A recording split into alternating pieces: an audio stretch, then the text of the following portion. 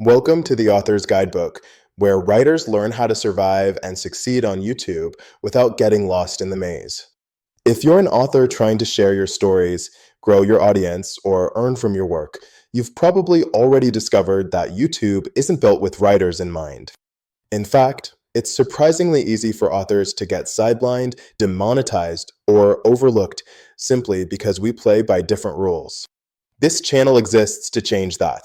In every episode, we break down exactly what works, what doesn't, and what other creators won't tell you so you can avoid the hidden traps, protect your channel, and finally build the writing career you deserve. Let's begin.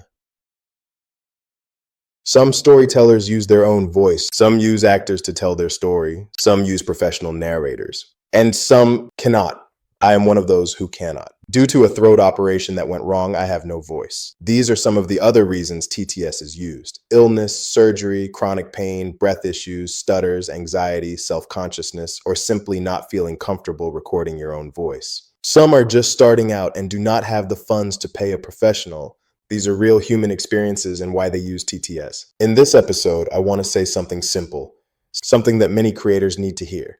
It is absolutely okay to use TTS. Your story still matters. Your voice, even if synthetic, is still your voice. Your voice is embedded within your story, in your tone, and the emotions you conjure up with the words you use. The way the words and the way they are set out on the page give you that voice. This is episode 10, why text-to-speech narration is a valid, creative, and often necessary choice. I no longer have a voice, so I use TTS, but there are many more valid reasons to use TTS.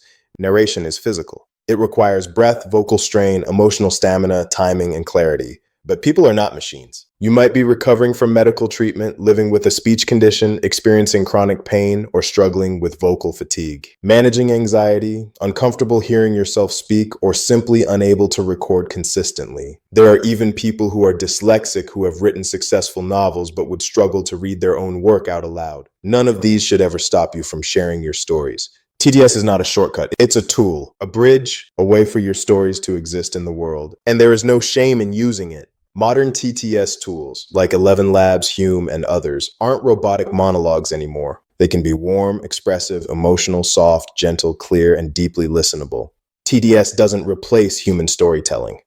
Nothing can. It just enables it when there is no other way. For many creators, it's the difference between "I wish I could publish this" and "my story is out there."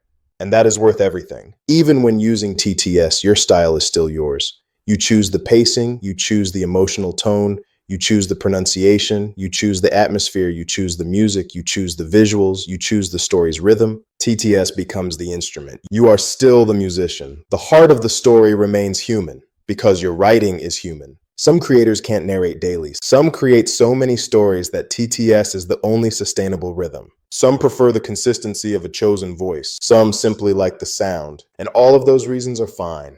YouTube does not discourage synthetic voices. They simply care about original stories, clear ownership, no misleading claims, no misuse of real people's voices, safety, and transparency. If you're writing original fiction and presenting it with care, your voice, whatever form it takes, is welcome. TTS works beautifully when integrated gently. Use a consistent voice model so your audience gets familiar with the tone. Keep the pacing slow and human. Adjust pauses manually if needed. Use warm, simple background audio, piano, soft ambience, gentle hums. Edit for clarity. Trim long silences or mispronunciations. Lean on your strengths: atmosphere, tone, emotion. All of it still comes from you. This is your signature, not the model's. Some listeners don't care whether the voice is synthetic or natural. They care about how the story made them feel, what world they entered, what characters they loved, what emotion lingered in their chest, how the atmosphere held them. TTS doesn't weaken this. In fact, it can strengthen it because it frees you to focus entirely on the writing. You are still the storyteller. Your voice just happens to travel through different wires. If your throat can't manage narration,